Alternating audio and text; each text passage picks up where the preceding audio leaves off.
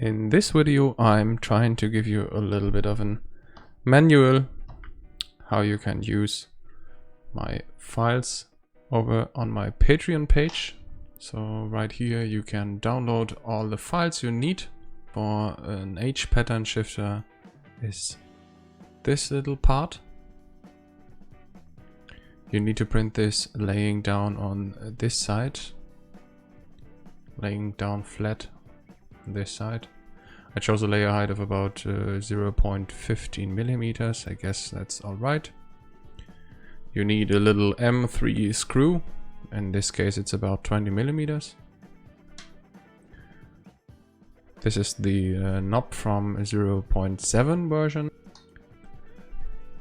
This clip is named stick clip holder. You need to print that in this orientation, and everything under here must be supported.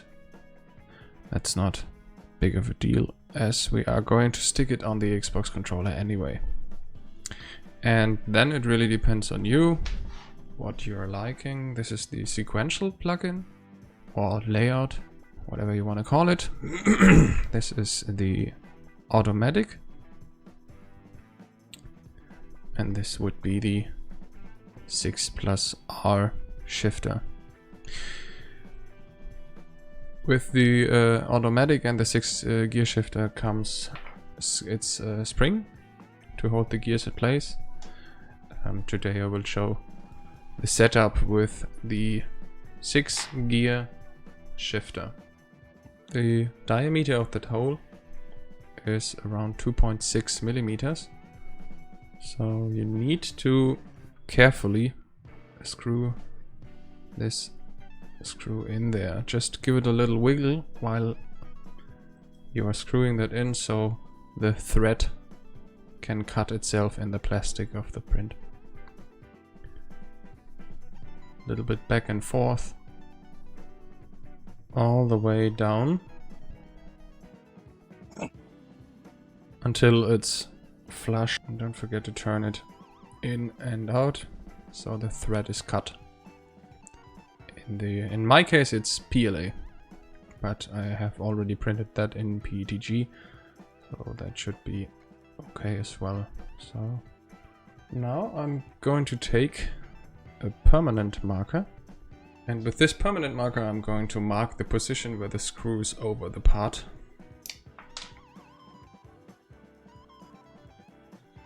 Just like that.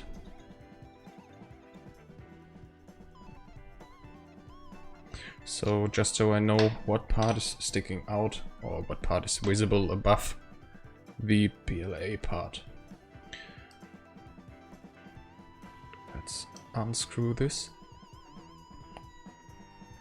If you want to use some knob, some stick knob like this, you can of course print it. I have included it on my Patron page, and for that we have to remove the head of the screw. And for this threading, take this screw marked with the Sharpie right there, take it into my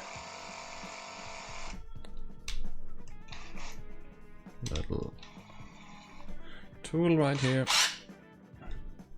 and I'm going to ground it down with a little bit of sandpaper so the thread is removed.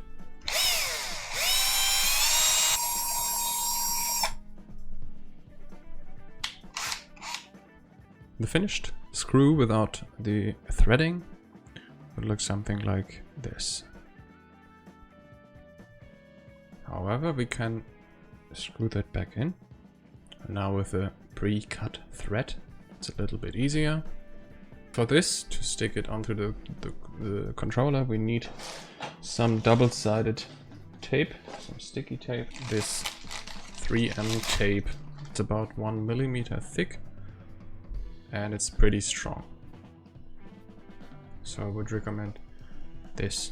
You should get this in likely every hardware store, I guess. Just some parts, stick it on the back side and cut it to its size. With that double-sided sticky tape applied, I butchered mine a little bit.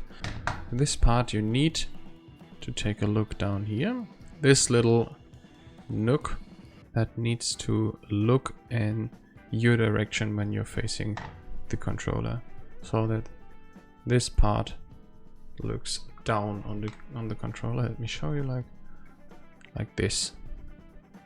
So you have the correct angle, the correct rotation on the Xbox controller. Let's take this film away from this double-sided tape. Make sure it's oriented the right way and stick it down to the controller. Give it a good press, just like that. And the idea of this redesign is that you can reach all of the buttons, all of the keys, and use both analog sticks when you're not shifting. You have to slide it from top down. The screw will always end in the middle of the stick. And then it depends on you what you have printed. To get the gears inside of its respective gears, you need to print this spring. Here you can see these two radiuses down at the bottom, and those radiuses are in the layout as well. So you take the spring and you just simply put it in there, and you can clip it in like that. Make sure it's fully pressed in, so this spring is correctly rotated with the shift layout. With this you can just stick it through the middle, the screw, take it with this little nose inside at this hole, just like that, and then you can press it down into this. To remove it, you can just simply hold your thumb on this little thing and press against it, and so you can remove it. And now to the funny part, take it over to the software. You can download the newest software part from my Patreon page as well. Just click on it, save that, and unpack it, unzip it wherever you want. Now this folder will open. In my case, I'm connecting the controller with an USB cable, but it's as well possible to use the Bluetooth connection of the newer models. The controller has to be plugged in or connected first, and then you run it as administrator. Now you press on activate. Now you can see it's moving. So let's test it with the standard 6+R layout. It may be suitable for your controller, it may be not. And to change the gear layout, in this case I'm choosing gear 1, top left, clicking on the button for first gear, and move it to its position. Same for all the other gears. Second, third up here,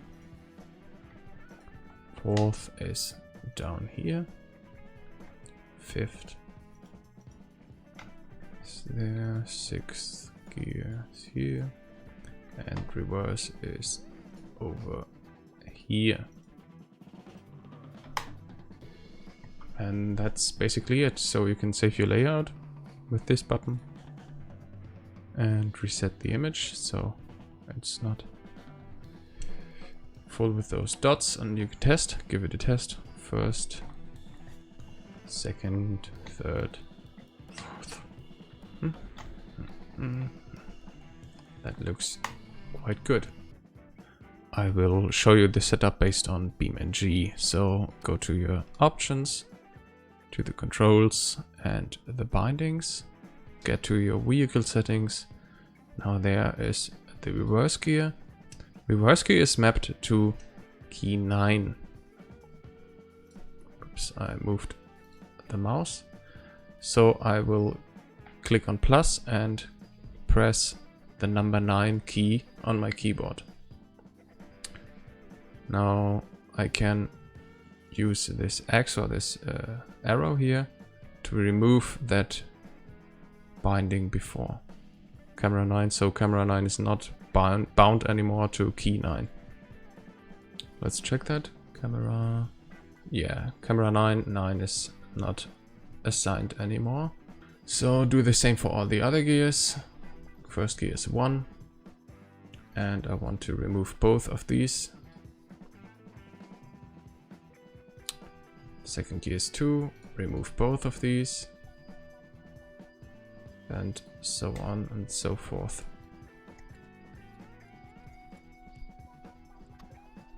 Now in the camera you need to look for this one here.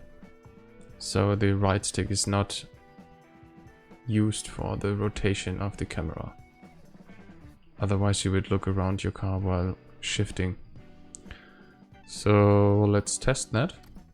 At the moment this is set up for the kart shifting, but when you take one gear in, you see in the top left corner it's using realistic gearbox.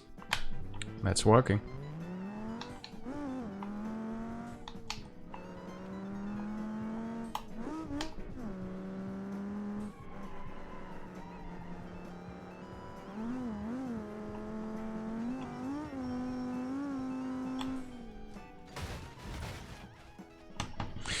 So that's about it. That's all you need to know for the setup of the software and this shifter. And I hope you're having fun. Let me know if you have any problems and I'll try to help you. At the end of this video I want to give a quick shout out and special thanks to my first ever Patreon supporter, Jake Harrison. Thank you for your support. I hope you really enjoy this gearbox and its software. As always, thanks for watching, and if you're not already subscribed, subscribe.